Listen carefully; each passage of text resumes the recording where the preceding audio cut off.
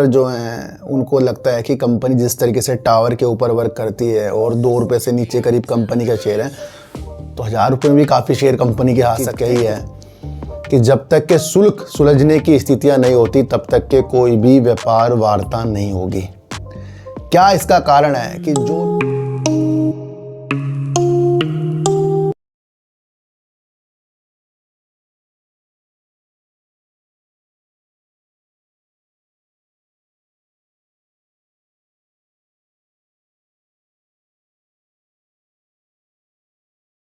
नमस्कार, मैं स्वागत करता हूं आपका अपने ही चैनल पर जिसका नाम है सार्थक बाजार से। आज बात करेंगे सर टाटा मोटर्स की, क्योंकि टाटा मोटर्स ने अपनी बिक्री में ईवी कार की बिक्री में बढ़ोतरी की है और किस तरीके से जो चीन की तरफ से जो आयात होता था पृथ्वी चुंबक जो है उसकी जो शॉर्टेज चल रही है उसके ऊपर कंपनी ने क्या कहा है, उसकी स्थितियों को समझेंगे। बात करेंगे जीटीएल इंफ्रा की, और जीटीएल इंफ्रा की और इसलिए भी बात करेंगे काफ़ी कमेंट के बाद ये मुझे महसूस होता है कि काफ़ी छोटे रिटेलर इसके अंदर अपनी स्थितियों को और उज्ज्वलता की ओर देखने की विशेषताओं के साथ हैं, तो उसके बारे में भी आज हम बातचीत करके चलेंगे। देखो सर, ट्रम्प की नीतियां काफ़ी गंभीर होती जा रही हैं। भारत जो है व्यापार वार्ता की ओर बढ़त कर रहा है, यानी कि बातचीत करने की स्थितियों के साथ कर रहा है, पर ट्रम्प ने एक चीज़ कही है कि जब तक के शुल्क सुलझने की स्थितियां नहीं होती तब तक के कोई भी व्यापार वार्ता नहीं होगी। क्या इसका कारण है कि जो भी शुल्क की स्थितियां हैं भारत और अमेरिका बैठकर दोबारे से इसमें मंथन कर सकता है, क्योंकि ये ट्रम्प ही बोल रहे हैं जब तक कि शुल्क सुलझने की चीज़ें साफ नहीं होती तब तक के व्यापार वार्ता जो है वो स्थितियां अच्छी नहीं हो सकती, उस पर कोई बातचीत नहीं होगी। और ये जो चीज़ बातचीत नहीं होने वाली है ये एक निगेटिव स्थितियां हैं, क्योंकि यहाँ की कंपनी जो निर्यात करती हैं फिर जो उस पर जो शुल्क लगा है और आगे जो व्यापार की जो नीतियाँ हैं उस पर बातचीत नहीं होगी, तो कहीं ना कहीं ये गंभीर विषय है। हेडिंग 2-3 पॉइंट का है, पर इस हेडिंग से काफ़ी विशेषताएँ छुपी होती हैं, ये आपको समझ कर चलना है ना। तो पहले ये आपको बताना बहुत ज़रूरी था।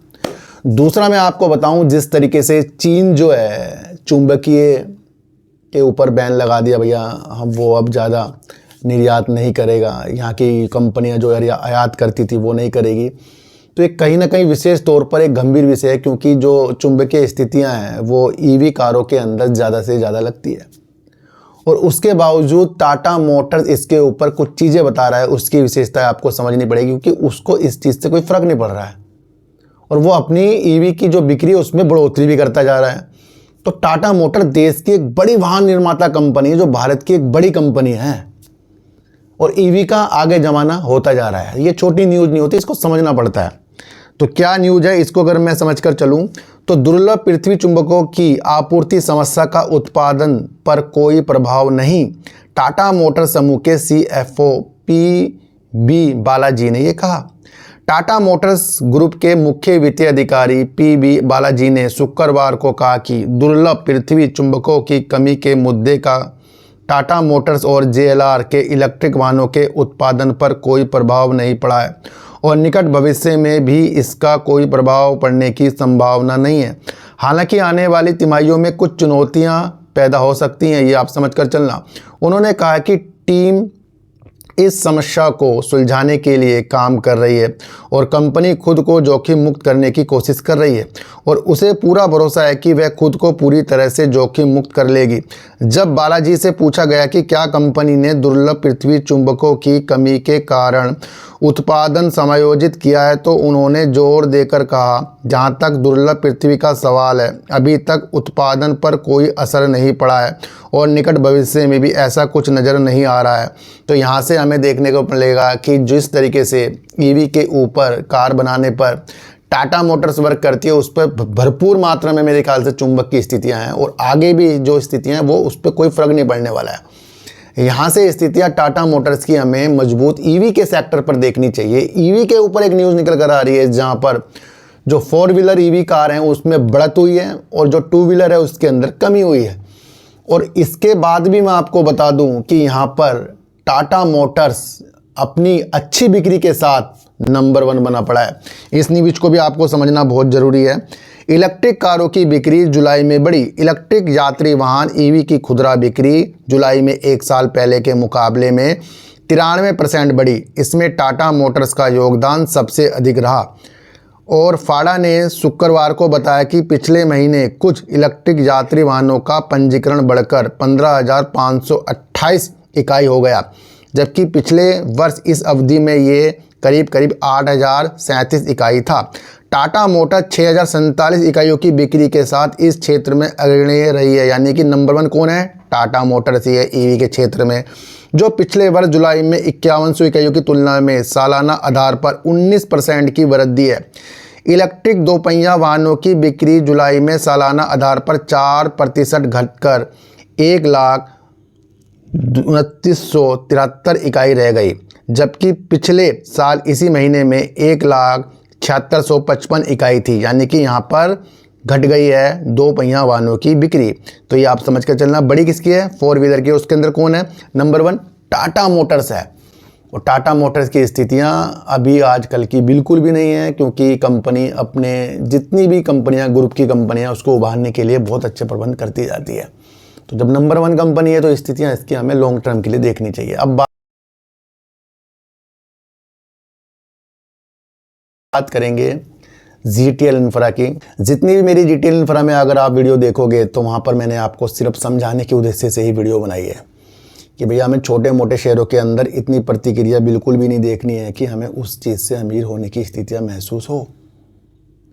काफ़ी सालों से इसी प्रतिक्रिया में शेयर घूम रहा है, ऊपर जाता है फिर नीचे की तरफ आ जाता है, क्योंकि छोटे इन्वेस्टर जो हैं उनको लगता है कि कंपनी जिस तरीके से टावर के ऊपर वर्क करती है और 2 रुपये से नीचे करीब कंपनी का शेयर है, तो 1000 रुपये में भी काफ़ी शेयर कंपनी के आ सकते हैं। इस तरीके से काफ़ी लोग अपनी अमाउंट को डालते रहते हैं एक फ्यूचर की स्थितियों के साथ। पर फ्यूचर भी तभी कंपनी का अच्छा होता है जब कंपनी प्रॉफिट भी करती जाए।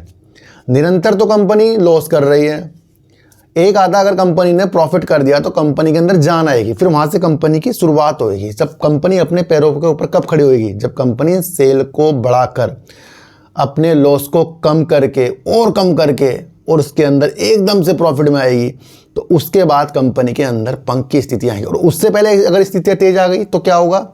ऑपरेटर गेम होता है, यानी कि हम जैसे लोगों को लुभाना कि भैया 1.5 वाला शेयर 3 में पहुंच गया और कंपनी की सेल में डाउन, कंपनी के लॉस हो रहा है और फंडामेंटल कमज़ोर है, और उसके बावजूद कंपनी का शेयर ऊपर है, तो किस उम्मीद से हम उस दृष्टि को देखते हैं, ये आपको समझाना बहुत ज़रूरी होता है बार बार। ज़रूरी नहीं कि जीटीएल इंफ्रा की स्थितियाँ ही हमें देखनी है, और भी कंपनी को समझने के मौके इस वीडियो से आपको मिल सकते हैं। तो ये आप समझ कर चलना है ना। तो टावर में काम कर रही है तो इसका मतलब ये नहीं कि टावर सारे यही लगा रही है तो फिर उस स्थितियों से इसकी प्रॉफिट क्यों नहीं आ रहा है, फिर आप ये समझो।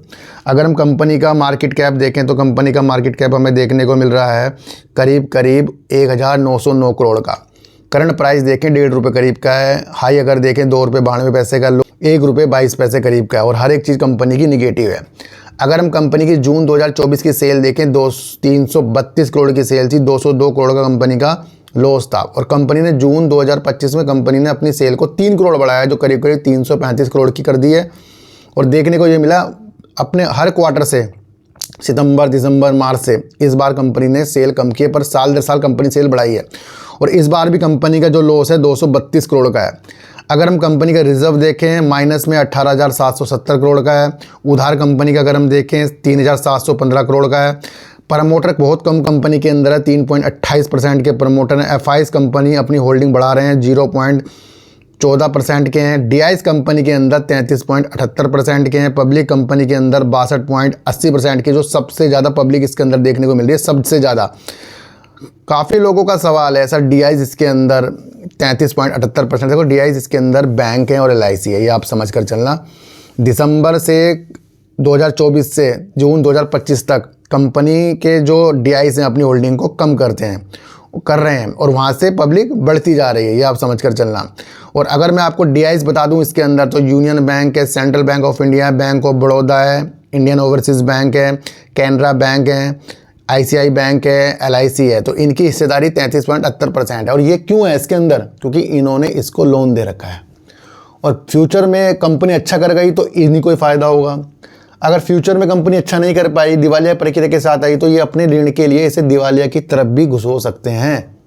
स्थितियों को समझो। तो सबसे पहले DI जो इसके अंदर बने पड़े हैं उनका ही फायदा होगा, चाहे वो उस कंपनी को बाद में बेच के स्थितियों के साथ करें। तो अपनी स्थितियों को उस शेयर के जो ऑपरेटर की स्थिति के साथ खेलता हो, उसमें आपको बहुत चतुर होना पड़ेगा। या तो फिर आप इतने चतुर हो कि अपनी स्थिति को समझ सकें, या फिर इतने धैर्यतावान हो कि फिर फ्यूचर की स्थिति को देख सकें, या फिर सोच कर कि मेरा पैसा डूबेगा। तो ये इस स्थितियों से आपको चीज़ें समझनी है। किसी को भी खरीदने बेचने की स्थितियाँ ऐसे शेयरों पे बिल्कुल भी नहीं होती, मैं आपको बता दूं। वैसे तो मैं किसी शेयर के ऊपर नहीं कहता, ये आप समझ कर चलना। अच्छी स्थितियाँ कब होंगी, मैंने आपको पहले कहा है, जब कंपनी प्रॉफिट में आएगी, सेल को और बढ़ाती जाएगी, रिजर्व को माइनस से प्लस में लाती जाएगी, उधार को कम करती जाएगी। तो ये क्या होगा, ये तो आपको दिखेगा ना इसके अंदर हर 3 महीने में। और उसके बावजूद कंपनी का शेयर भाग रहा है बिना बात का, तो उससे आपको बिल्कुल सतर्क रहना, ये आपको समझ कर चलना पड़ेगा। तो आज की वीडियो से आपको क्या समझ के मिला मुझे ज़रूर बताना। किसी को भी खरीदने बेचने की नीतियाँ मेरे चैनल पर बिल्कुल भी नहीं है, और ना ही मेरा कोई टेलीग्राम, ना ही कोई व्हाट्सएप ग्रुप है। मैं आपको इतनी से एक बात बता दूं, तो सच्ची वीडियो देखिए, अच्छी वीडियो देखिए, समझ कर देखिए। तो किसी की भी बातों में आपको आना नहीं चाहिए, मैं क्यों ना हूँ। तो चींटी को आटा दीजिए, गाय को रोटी दीजिए, और अपने बच्चों को ज़्यादा से ज़्यादा प्यार कीजिए, क्योंकि बच्चे ही आपकी मासूमियत से किस्मत पलटेंगे। तो फिर मिलेंगे आपसे नई वीडियो के साथ, जब तक के लिए नमस्कार।